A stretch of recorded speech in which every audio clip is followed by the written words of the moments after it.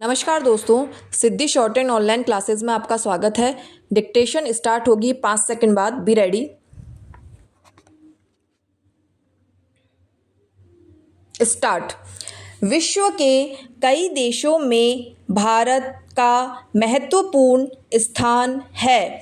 हम किसी भी दूसरे देश के आंतरिक मामलों में हस्तक्षेप नहीं करते, न ही अपने देश के अंदरूनी मामलों में दूसरों का हस्तक्षेप पसंद करते हैं। इसलिए भारत ने गुटनिरपेक्षता के सिद्धांत पर चलते हुए विश्व को पंचशील एवं शांतिपूर्ण सहअस्तित्व का नारा दिया है। अंतर्राष्ट्रीय सहयोग बढ़ाने के लिए भारत ने महत्वपूर्ण काम किया है, चाहे संसार में विराम संधि का मामला हो, चाहे युद्धबंदियों को छोड़ने का सवाल हो, चाहे महामारी से मानवता को बचाने का सवाल हो, चाहे उपनिवेशवाद को इस दुनिया से ख़त्म करने का सवाल क्यों न हो, भारत सदैव ही प्रयत्नशील रहा है। हमारे देश के गणमान्य नेताओं ने विश्व के देशों में जा जाकर आपस में सद्भावना बढ़ाई एवं शांतिपूर्ण सहअस्तित्व का संदेश संसार में फैलाया, जिसके परिणाम स्वरूप आज विश्व के सभी देशों के साथ हमारे संबंध मैत्रीपूर्ण है। हमने अनेक पिछड़े देशों की उदारतापूर्वक सहायता भी की है। इसके साथ ही साथ विश्व के अनेक देशों की हमने हर प्रकार से विपत्ति के समय मदद की है। पैरा। पंचवर्षीय योजनाओं के द्वारा भारत ने चहुमुखी प्रगति की है और अभी भी इस देश के विकास के लिए पंचवर्षीय योजनाओं का ही सहारा लिया जा रहा है।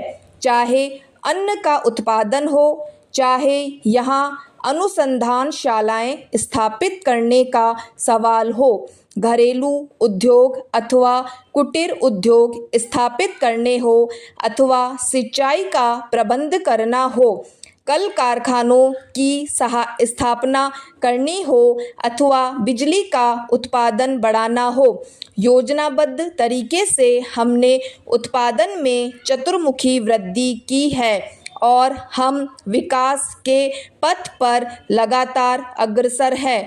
इसका श्रेय हमारे देश के कर्णधारों, कार्यकर्ताओं एवं श्रमिकों को जाता है। हमारे राजनेता, राष्ट्राध्यक्ष एवं राज्यसभा के सदस्य भी विदेशों की यात्रा पर आते जाते रहते हैं और वहाँ हमारे राजदूतावासों के निमंत्रण पर उन देशों की जनता के साथ भारत की मित्रता बढ़ाने के लिए विभिन्न देशों की यात्रा करते हैं। आज संसार के बड़े बड़े राष्ट्रों में हमारी राष्ट्रभाषा अथवा राजभाषा, हमारे राष्ट्र गौरव, राष्ट्रगान अथवा राष्ट्रगीत का बड़ा आदर किया जाता है। उसी प्रकार हम भी उन देशों की भाषाओं, संस्कृति अथवा विचारों का आदर करते हैं। विदेशों में भारत के राजदूतावासों पर हमारा राष्ट्रीय झंडा लहराता है। उसी प्रकार भारत में विदेशी राजदूतावासों पर भी विदेशी झंडे लहराते हैं। पैरा। भारत राष्ट्रमंडल का भी सदस्य है, जिसमें एशिया के अनेक देश सम्मिलित हैं। इनमें भारत, पाकिस्तान, श्रीलंका आदि भी हैं। वहाँ अनेक महत्वपूर्ण प्रश्न उठाए जाते हैं और बहुमत के आधार पर निर्णय लिए जाते हैं। कई देशों के प्रतिनिधि इस प्रकार की बैठकों में भाग लेते हैं और अपने अपने देश का दृष्टिकोण वहाँ प्रस्तुत करते हैं। किसी मसले पर तो बैठक से बहिर्गमन अथवा बहिष्कार भी करने के समाचार हमें मिलते हैं। इसी प्रकार विश्व में अनेक संघ अथवा महासंघ हैं जिनमें आपसी महत्व के कार्यक्रमों पर विचार किया जाता है। संयुक्त राष्ट्र संघ विश्व का सर्वोच्च संगठन है। पैरा भारत गणराज्य के सर्वप्रथम राष्ट्रपति के रूप में डॉक्टर राजेंद्र प्रसाद ने 13 मई 1952 को शपथ ली थी और इस महान देश की सेवा में अपने आप को समर्पित करने का दृढ़ निश्चय किया था। हमारे संविधान के अनुसार भारत लोकतंत्रात्मक गणराज्य बना, अतः इसकी स्वतंत्रता को, जिसे हमने पीढ़ियों के संघर्ष और तपस्या के बाद प्राप्त किया है, सुरक्षित रखना हम में से प्रत्येक का सर्वोपरि कर्तव्य है। इसी आधारभूत स्वतंत्रता पर हमारा वैयक्तिक और राष्ट्रीय जीवन निर्भर है। हमारा गौरवपूर्ण अतीत रहा है, किंतु साथ ही विपत्तिमय भी रहा। इन सब से सबक लेकर हम सबको यह सोचना चाहिए कि हम अपने देश की सर्वोत्तम सेवा किस प्रकार से कर सकते हैं। इस देश की सेवा का व्रत हम लोग तभी पूरा कर सकते हैं जबकि हम सब अपने व्रत में सत्यनिष्ठ हो और इसे पूरा करने के लिए अपना तन मन धन लगा दें।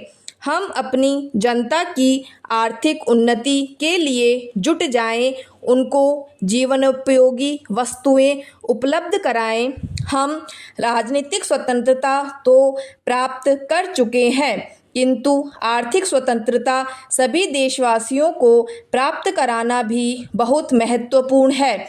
महात्मा गांधी ने हमें शांति और अहिंसा का पाठ पढ़ाया था, किंतु शमशान की शांति अथवा कायरों की अहिंसा का नहीं।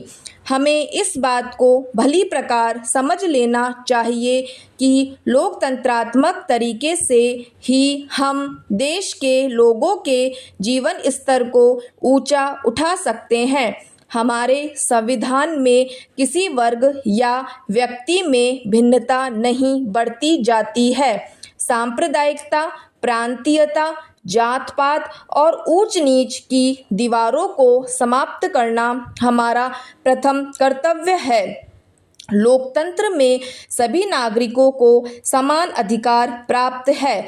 गरीब से गरीब, मजदूर और ऊंचे से ऊंचे हमारे राष्ट्रपति को भी एक ही वोट देने का अधिकार है। लोकतंत्र में निर्भयता पूर्वक अपने विचार प्रकट करने की स्वतंत्रता है।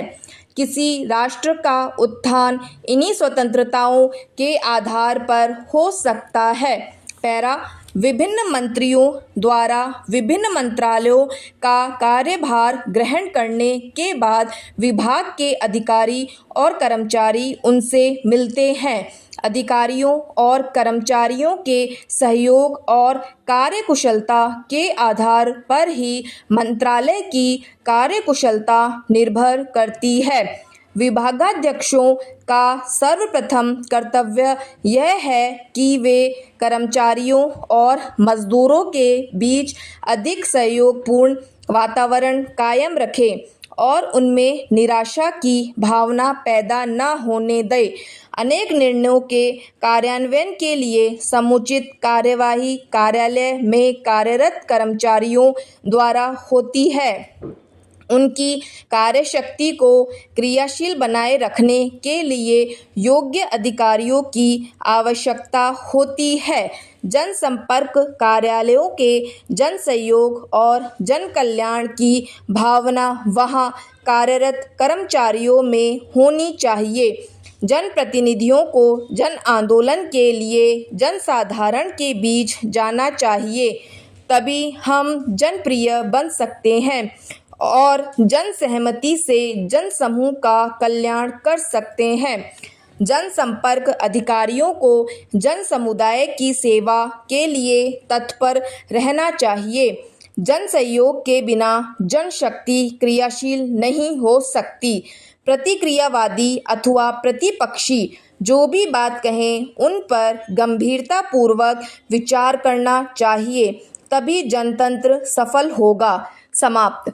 तो दोस्तों ये डिक्टेशन 100 शब्द प्रति मिनट की गति से थी। इस डिक्टेशन को अगर आप सुनेंगे और अच्छे से लिखेंगे तो आप महसूस करेंगे कि इसमें कई शब्द ऐसे हैं जिनको हम जोड़कर हमारी स्टेनो को अच्छे से कर सकते हैं।